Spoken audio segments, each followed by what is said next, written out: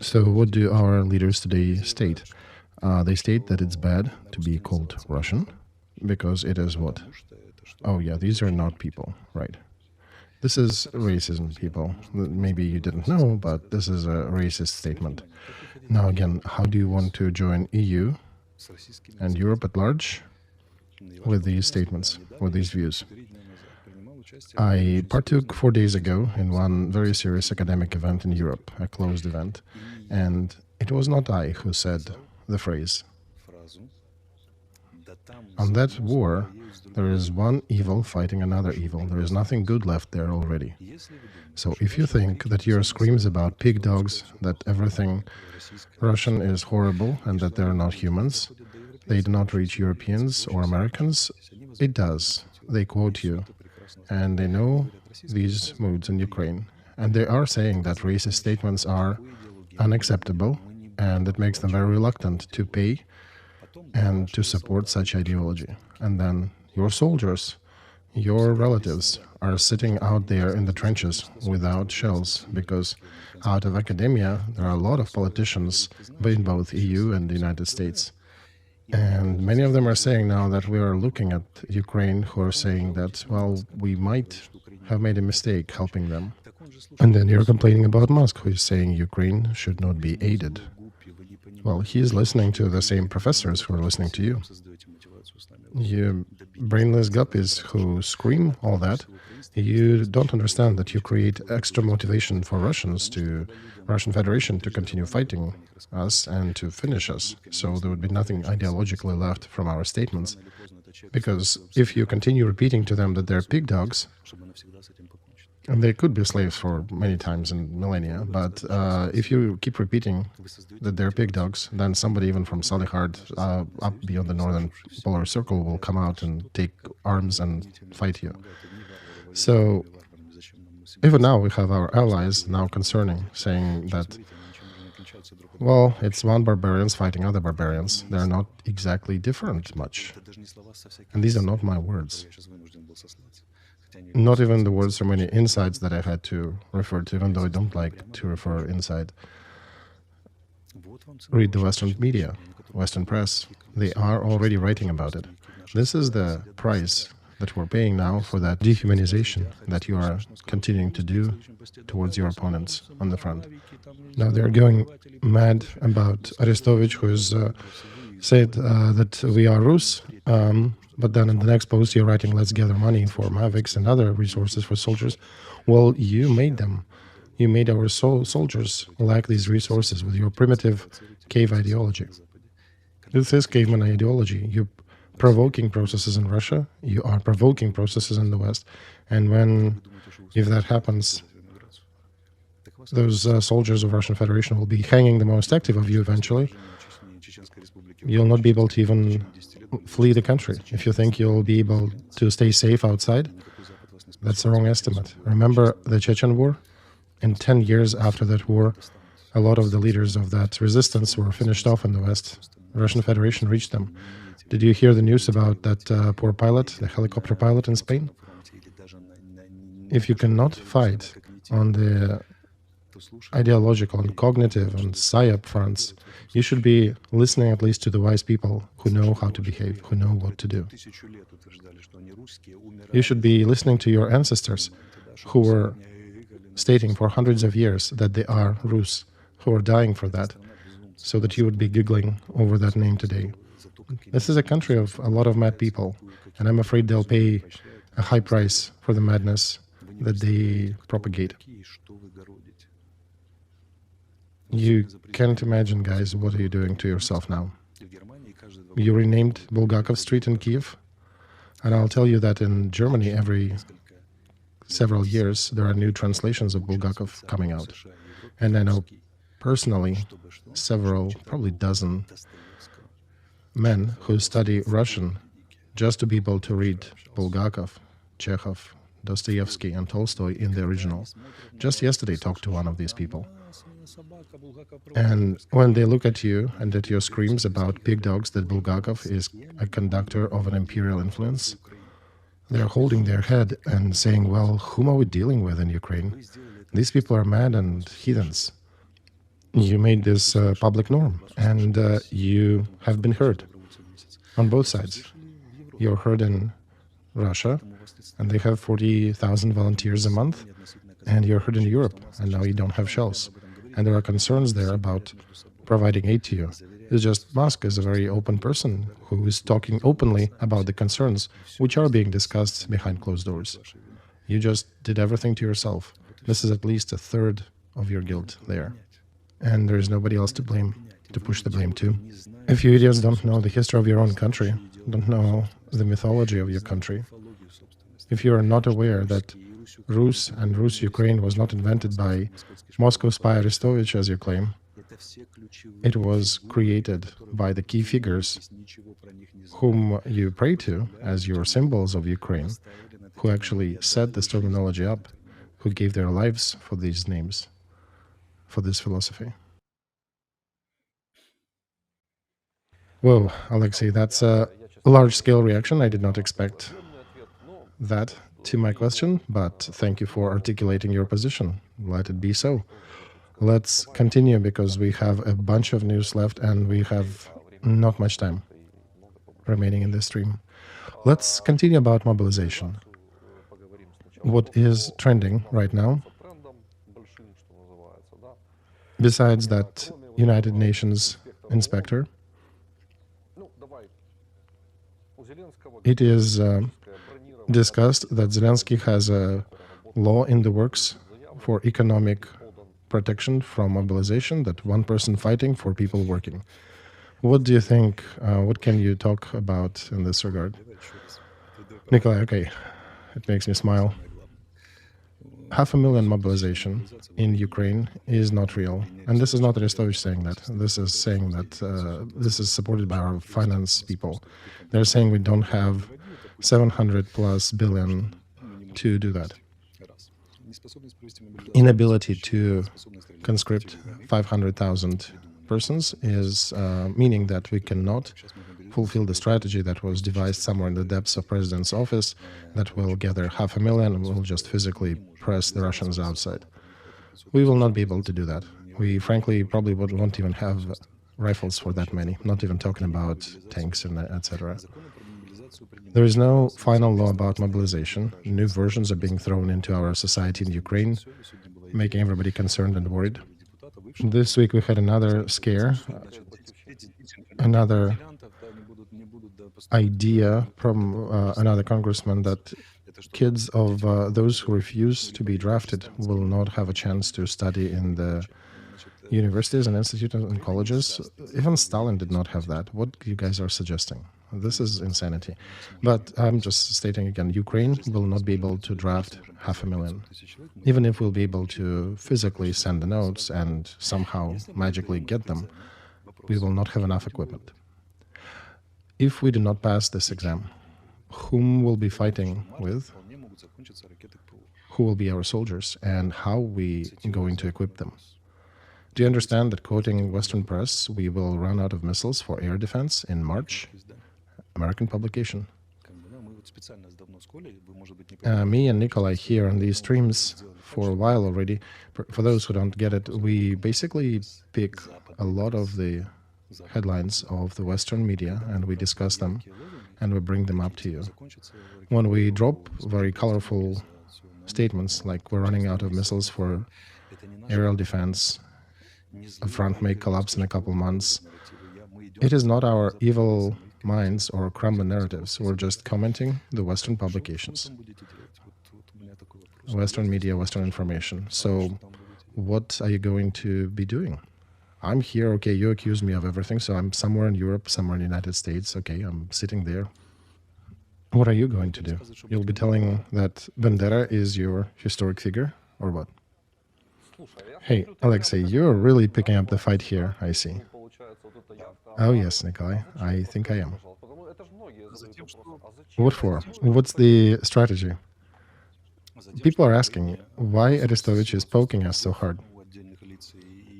For the reason that in Ukraine, because several groups of people in Ukraine, large groups of people, and some of the leaders due to the lack of their mental acuity, they only get messages through big scandals. If you think I like to scandal, no, I don't, but it works. And some ideas do not get through until you bring them in this fashion. I'm not scandalous in my nature, but some ideas just fail to penetrate their brains until you create a scandal, because a large chunk of our society thinks that it's either going to be something to giggle about or something to be hysterical about. So how do you bring the topic about Rus, Ukraine, and Ukraine? You just say, I'm Rus, I'm Russian, or everything Russian is deemed horrible in Ukraine. How do you bring the topic about lack of air defense missiles? Well, you bring up in the fashion that I'll be on my yacht somewhere eating and drinking, and you guys will be there under Russian missiles without defense. Because otherwise they won't be able to hear what I sent.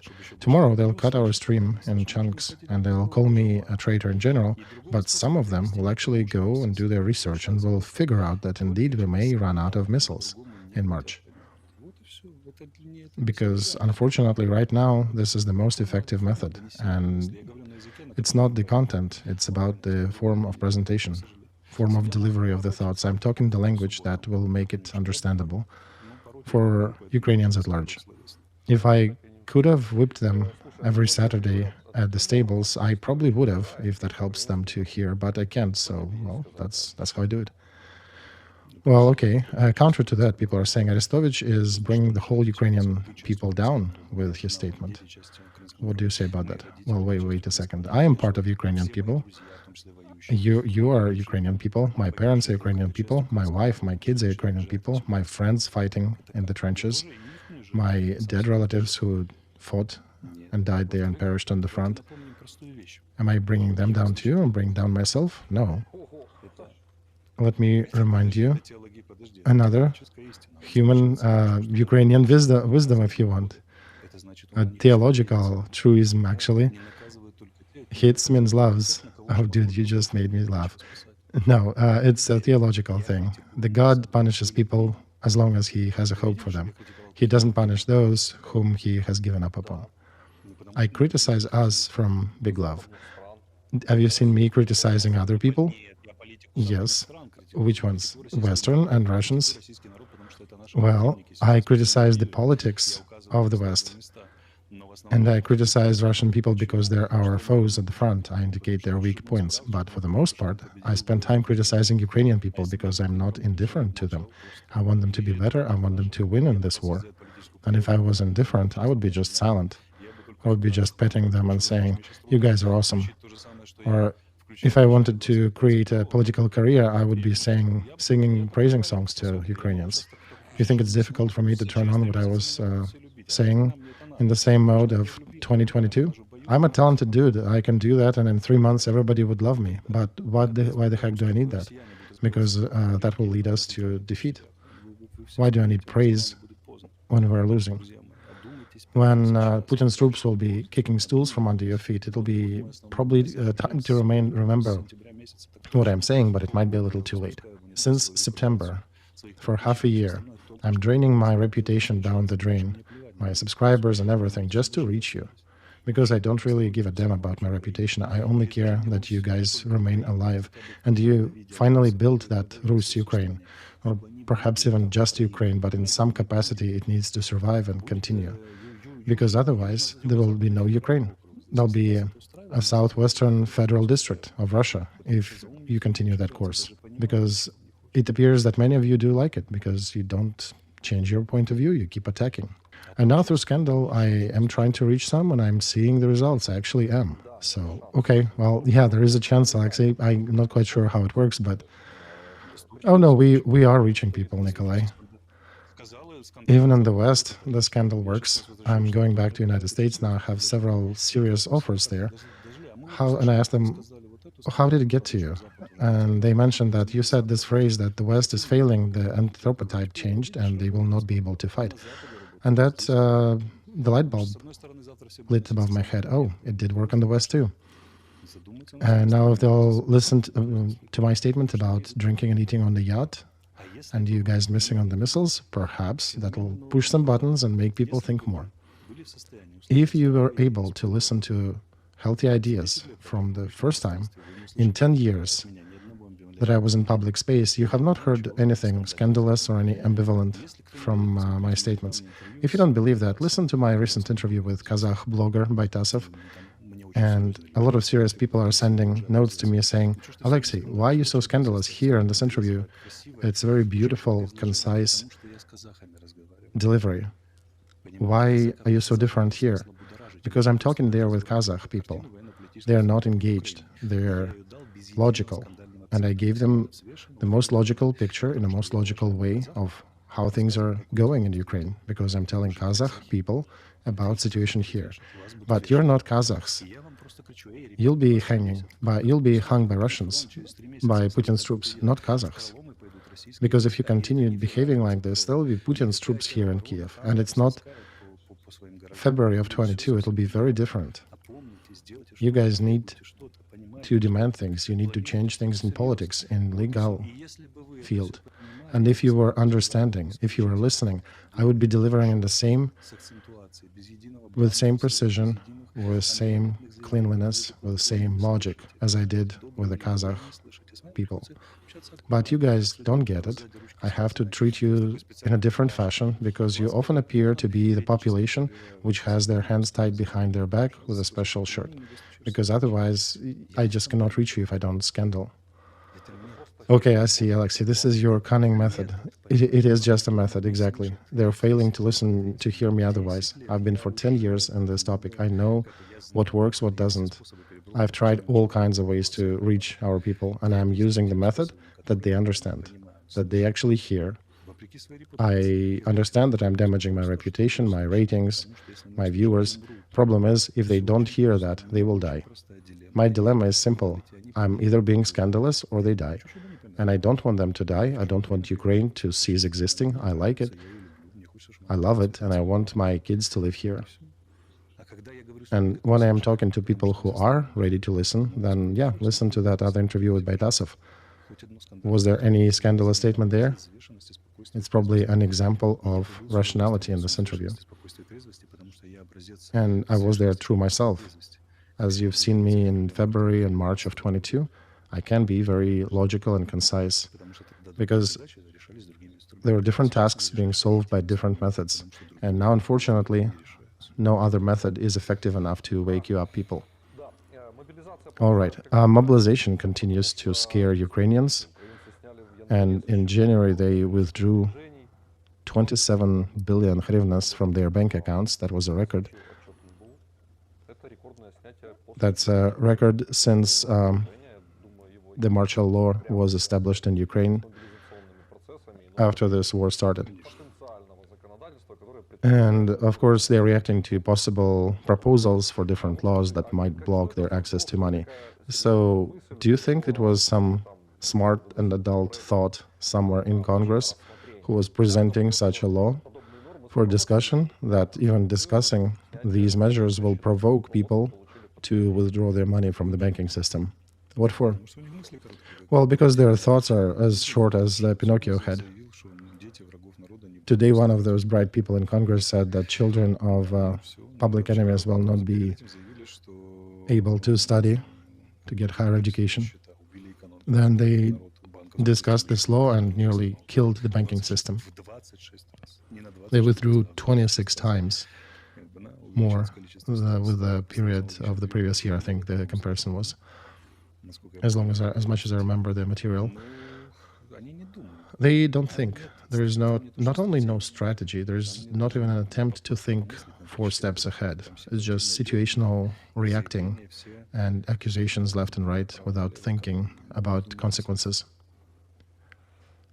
There is also information about the total volume of deposits with people in the banking system went down by a third, after which there's only 1 trillion left.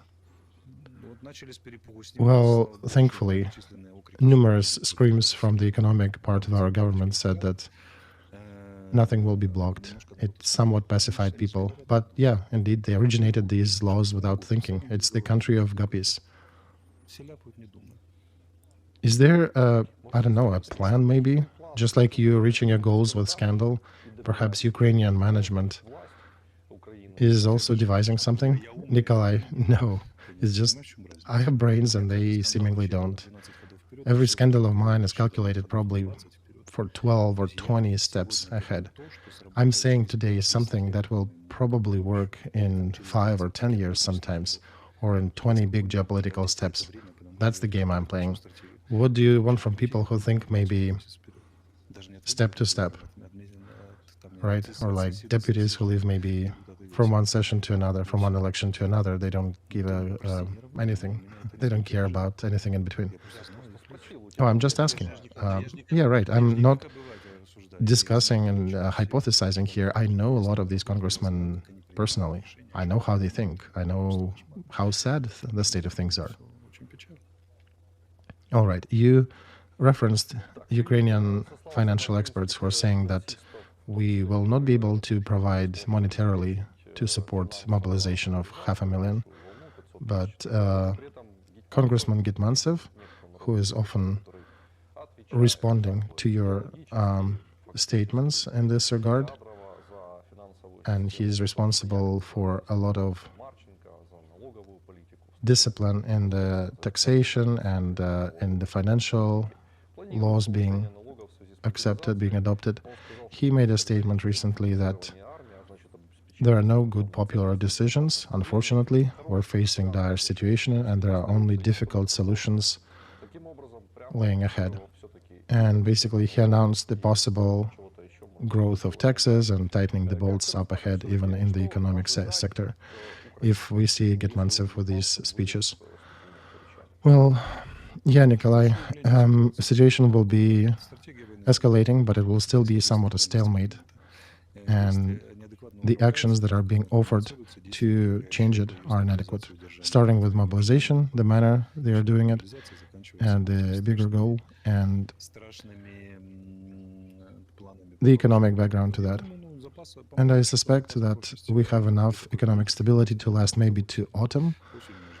And if American aid will not reach us at all this year, then we will probably have that dire situation somewhere midsummer. And that's it. That's regardless of names and positions and ranks and cutting clips. I'm just looking at the objective economic and other laws of this genre. So some people are starting to understand the situation. Today, polling showed that the trend that people are saying that things are doing all right in the country is going down. I'm thinking, what is that related with? Because I think Kherson we took in November, and they were comparing today with back then. Now we have 36% already thinking that Ukraine is going the wrong way, and it's a very rising trend. This was in October of 23rd? No, October of 22nd.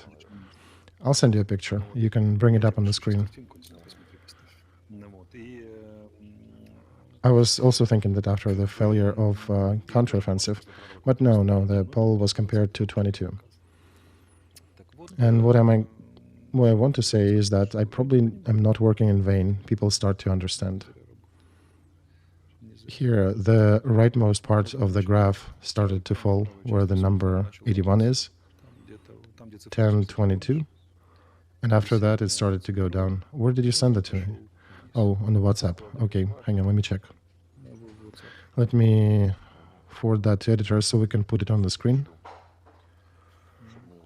Yeah, I think perhaps people understand that something is wrong. Right, something happened. Okay. Well, that polling group that was doing that, they might not be too objective. Perhaps it might need to be verified, but still, we can operate that. This was officially published in the media. If we'll have other polls, we'll discuss those as well. All right, let's go further. What's up with the United States? I did want to ask your opinion about their statement about Russian potential in space, about Russian nuclear potential in space. There was quite a scare there, and do we know what the story was about, how serious it is? Frankly, it reminded me about Star Wars back in my youth. Okay, so if the nuke is blown up in space, what are the main damaging factors of the nuclear bomb? Radiation, pressure wave, and EMI. So main is the pressure wave. What pressure wave in vacuum? Right? There is none. I'm not a physicist, so I don't know. Well, as a scary mechanism to agitate people, perhaps it might be a tool, but I'm concerned that these fairy tales are starting to be brought up, and I'm not sure who brought these fairy tales to American Congress. I don't know, some Russian GRU people who have access to congressmen and trying to propagate that. But if Russians made missiles that can be launched and that can be launched from the satellite in space that might hit something down on Earth, that would be rather technological level above the current Russian capabilities. I just don't believe they have that. To me, it's a very strange article. When I saw that, I was thinking, well, let's scare ourselves more?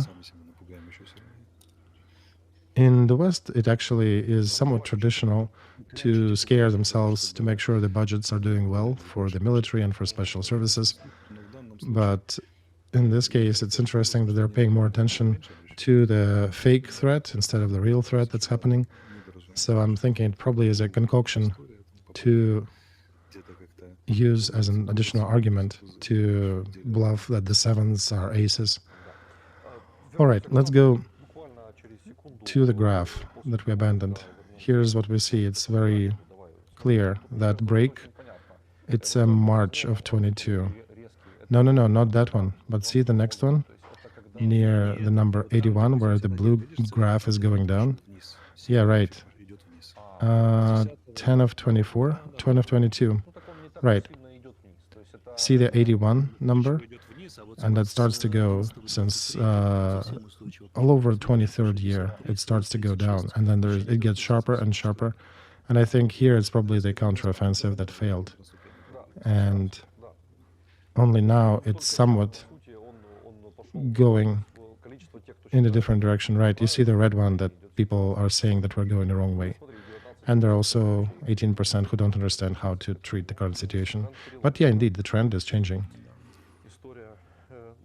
When events like that happened, when the public opinion changed like that, it was usually due to events unfolding in Ukraine. Right. Let's see how it goes. Trump was making a few controversial statements this week. Last week, he said that he will even encourage Russia to attack the EU if EU will not be supporting NATO properly, and that he will pacify the situation with the war. This week, he said that Biden will give up Ukraine to Putin, and Trump will be doing more to defend Ukraine from Russia, trying to overthrow and topple the scenario of Biden. So what is that connected with? Some people are saying that it's probably related to, and I don't know if you know that, perhaps you can support or denounce that Biden is moving towards freezing the war with Putin in its current state, Putin's war with Ukraine. How much do you think that is a conspirology? How much do you think it's possible? I talked about that before, that negotiations never stopped. For the 2 years of war, they were always going. Not between Ukraine and Russia, but between our partners, the West, and Putin. And yeah, he indeed is saying that let's generally freeze this support and let's break the unity of EU and NATO when Russia will be talking to each country separately using the Orban negotiation method. And that's beneficial for Russia. That's what they're voting for. So, at large, in terms of geopolitical goals and NATO, for Russia, it doesn't really matter. They can get there by war, by splitting them, and geopolitically, by negotiations, right? If they can reach that with negotiations, that'll still work. The main task for Putin is to break NATO and the EU. And yes, he is ready for negotiations. It appears that Biden administration is ready for negotiations, but the question is, what do they want and at whose expense? We understand that it's at our expense, but first of all, it would be real cool to be actually at the table, because you don't want to be there at the table as a dish. You want to be there as a participant. And it would be good to understand the offers of both sides. What are the suggestions? And then we can discuss things more seriously. Until that moment, it's difficult to address it. In regards to Trump, probably they measured some polling, perhaps people who are responsible for strategy and external and foreign politics, that his statements about leaving NATO or giving Ukraine up for Putin or pushing Putin to attack NATO more, the countries that do not pay even 2%, that it is affecting the polling about the Republican Party, and then they lose support from different groups, including outside of the United States, and then people will probably turn away from America, and Europe will go try to strike peace with Russia, and Asia will try to strike peace with China. So he's probably explained that isolationism is good, but that degree of isolationism is too much even for an isolationist. So let's somehow change the trend. And he made a different statement, I think, just to check the reaction to it. It's Trump. If reaction will be positive and they will decide that indeed Ukraine is worth helping, Trump can even probably hit Russia with a nuke. I don't think he has any constraints. He just needs to make sure that it's effective. But unfortunately, they're still stuck in the United States agenda, in the internal agenda. What one needs to understand, Musk, Trump, Ramaswamy, or what's his name, and they're all saying that not because they don't love Ukraine. Not all of them can show where we are on the map. And they have even fewer reasons for hot dislike to Ukraine. They have very precise logic in this way. Biden's administration is corrupt. The main mechanism of making money with his corruption is his affairs in Afghanistan, in Iraq, and other parts of the world, including Ukraine. It could have been Afghanistan or Iraq or any other country in place of Ukraine. But the scandals of Biden family around Burisma and supposedly getting bribes by his son Hunter, which is still not fully investigated, that happened not in Afghanistan, not in Taiwan, but in Ukraine. And for them, it's very beneficial to continue with the same narrative. So they invest money into Ukraine and they support Ukraine to be able to steal them back. So when Musk, Trump, and the others coming out to say, let's stop aid to Ukraine, don't treat it as stop supporting Ukraine so they die in Putin's hugs, in Putin's embrace. For them, it sounds different. Let's stop giving money that are being taken apart by the corrupt Democrats. Because Democrats are stealing your money via these schemas. Ukraine there is only because there is a history, because Hunter worked not somewhere, but in Ukraine. And they're trying to push that narrative because that's a very direct association with an American electorate. The direct connection between Biden's and Ukraine. And it is known, and they react to that, so they exploit it. And if we're talking about Ukraine itself, Trump very openly saying directly that, yeah, sure, Ukrainians are great, I'll defend them. Biden wants Ukraine to go down. For us, it sounds schizophrenically. For his voters, there are no contradictions, because not giving money is not giving Biden administration to steal that money or use them ineffectively or to earn using that. And helping Ukrainians is different. It's sacred duty. Democracy needs to be strong, and Putin should not be winning. These two theses coexist rather well in their minds. Only for us, it looks a bit schizophrenic. But the problem is not in what they're saying, but in how they're voting, because we still have no aid. One thing if they were just talking, but they're also doing, and that's where it grows into a real problem.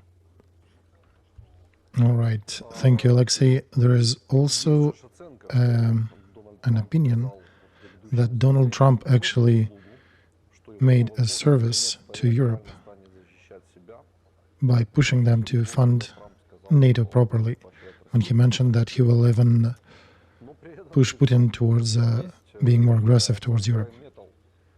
But there is also an estimation from Rheinmetall that only in 10 years will be fully ready, in 3 to 4 years will be generally okay.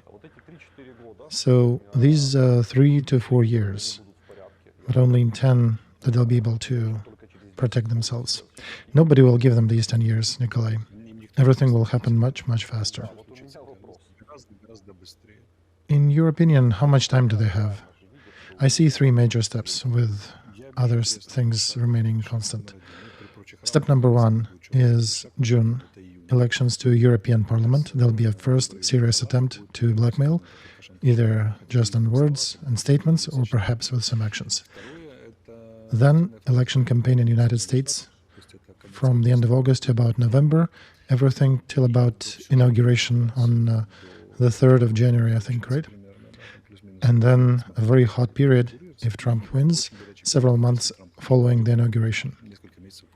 And right, there is also Putin's reappointment right now. So on the backdrop of all these signals, Russia will be doing another cleansing of their elites and preparing for the major offensive in the West during the next year, year and a half.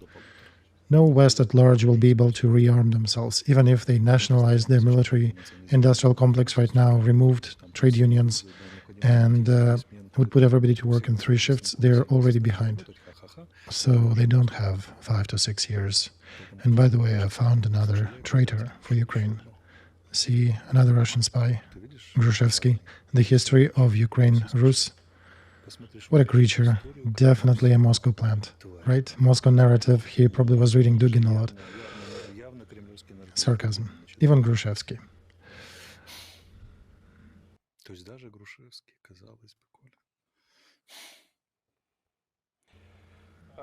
All right, let's go back to Europe again. Germany, France, they've signed agreements with Ukraine, same as Britain, elaborating on the same trend, essentially making the same points and the same agreements. And the question is, what is the practical value of these treaties besides the monetary value that is promised? What is the value of that if their military industry is not ready to even satisfy their own demands? And then we are facing a possible significant right turn in Europe. Do you think that may cancel a lot of things, including these agreements with Ukraine next year? I don't know what Europe is counting on. They are very slow in making their deductions. They're also infantile, and they're running slow with their rebuilding of military-industrial complex. And they're spending, what, 2% on defense? If they were spending 22%, that would be a different story. Because you cannot load money in the guns, you need actually to have shells and systems. Europe is not ready for this war. They have lost it, basically. And only perhaps some black swans that may happen can change the situation at large. The West has lost the Second Cold War. And that's quoting the Western press again. The question is what they will do with this loss. They don't want to fix it as is. They do not want to accept it either. They want to continue living in the previous fashion so that their conversations about the menus in different restaurants would still be top of the corner. Some politicians in the West are already figuring it out, and the breaking trend is occurring since about the end of American aid, since about November. That's when Europeans started to figure out that they will have to face Russia alone because America might not be able to join them. They've done the audit of how much can they help. Especially we're being helped much by Northern Europeans, Sweden, Norway. But given that Sweden is a very undervalued country, and that they actually do have a rather big production capability, they're still running behind the numbers that we need on the front. And a lot of factors are compiling here together that are very difficult to calculate jointly. There is definitely a degree of aid that they can provide after which our front will be able to hold, because regardless of how Russians are smiling and celebrating in the commentary to our streams, the country that wastes an army with a tank division to capture one small regional town will be taking quite forever to get to Warsaw if they will go through the territory of Ukraine. Now, if they move directly at Baltic states, perhaps there'll be a different situation, but not through Ukraine, not that fast.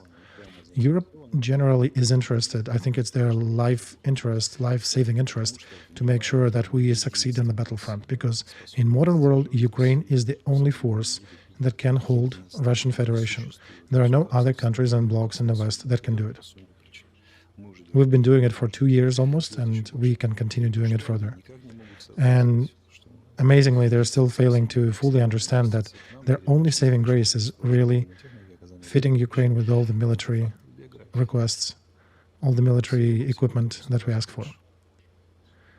Because if we lose, Poland will lose. But Poland surprisingly behaves at the border, blocking the border with Ukraine, because apparently we are dumping down the price for the grain. But when they are blocking military cargo going to Ukraine in exchange for solution or resolution to that grain issue, that will have very far-going consequences, right?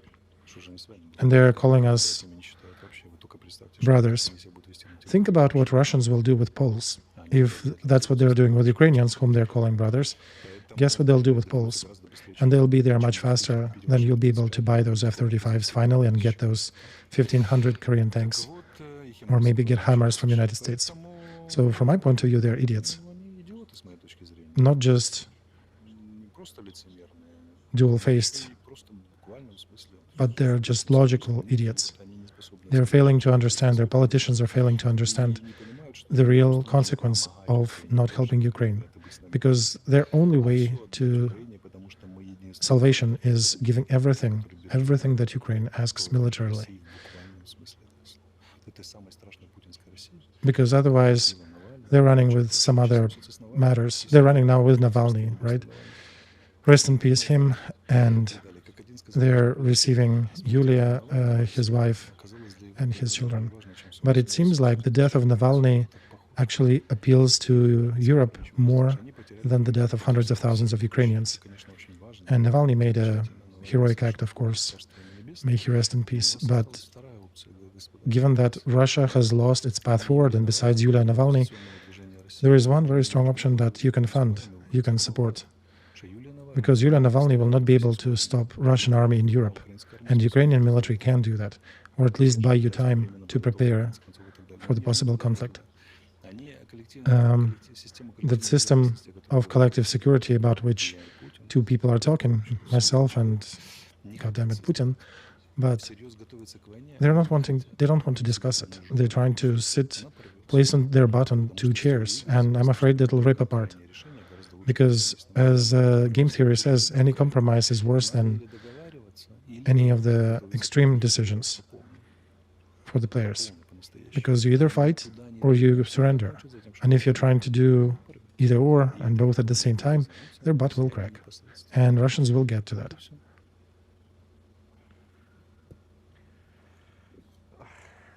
I don't know, Alexei, if we even want to continue reading out the news here after all that.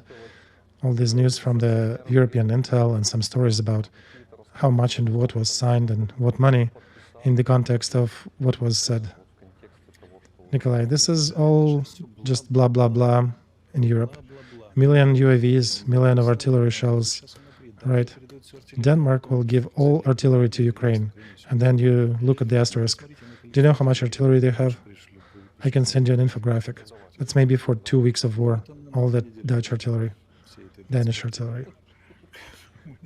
And then in small font,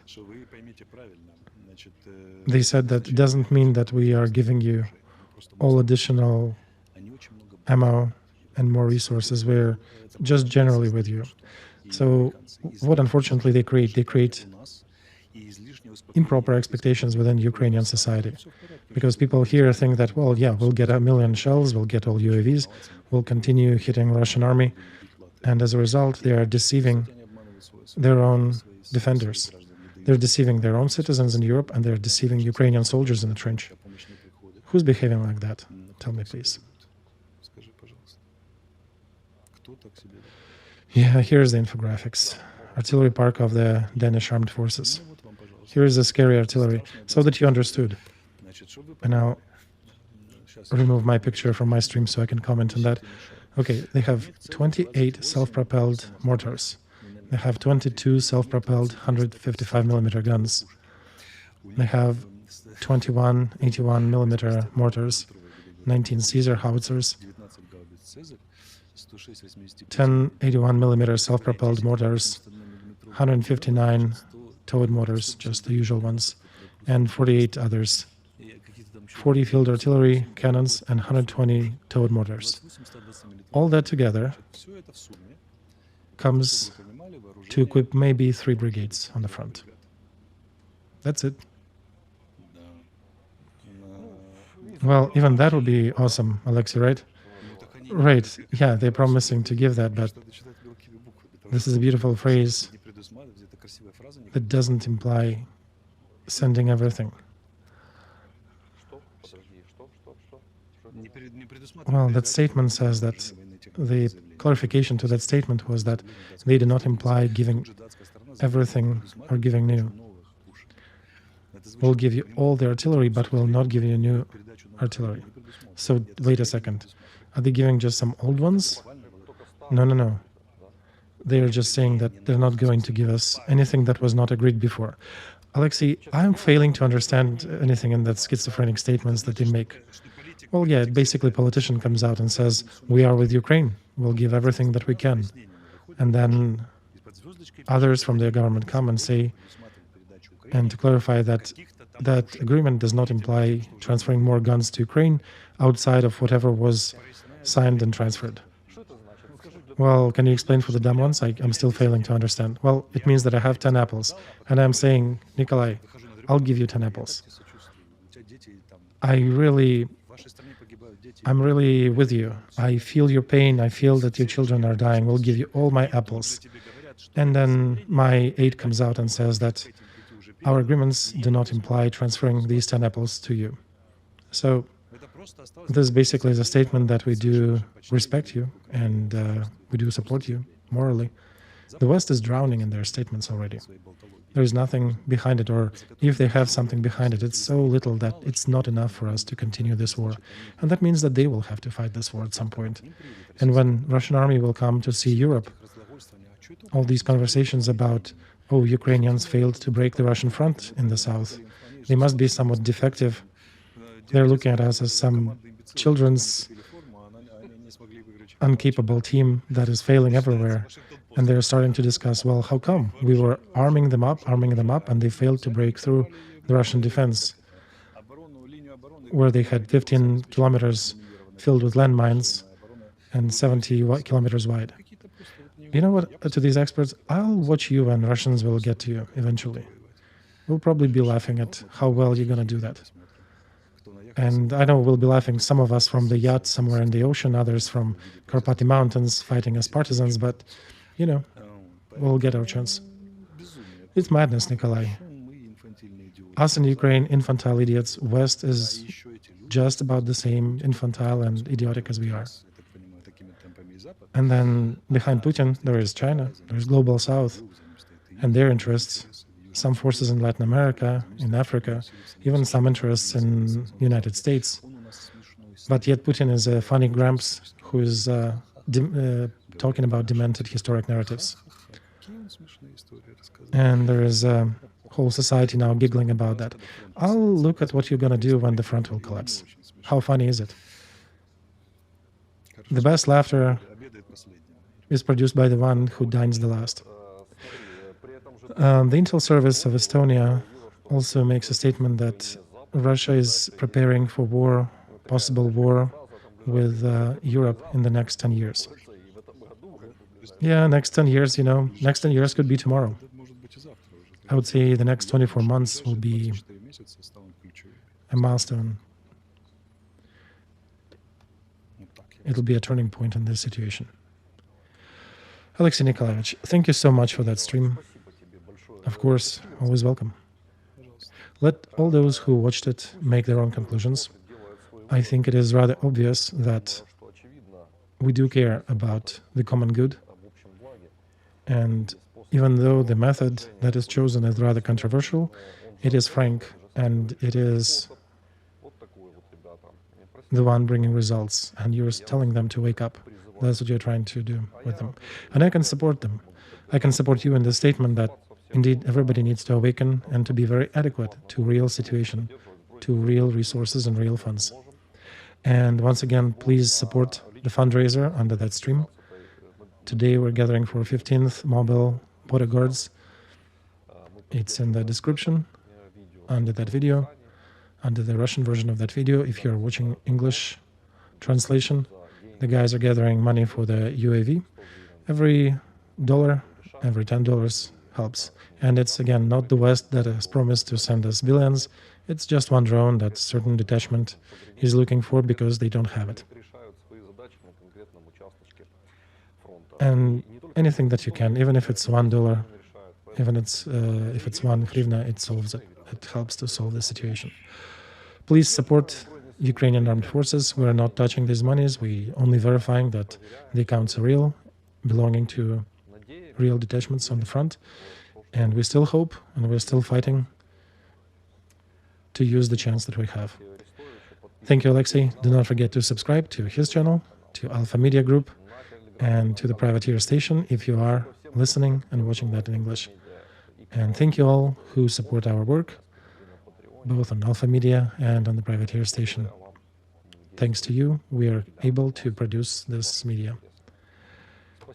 Thank you, everybody. Have a quiet night.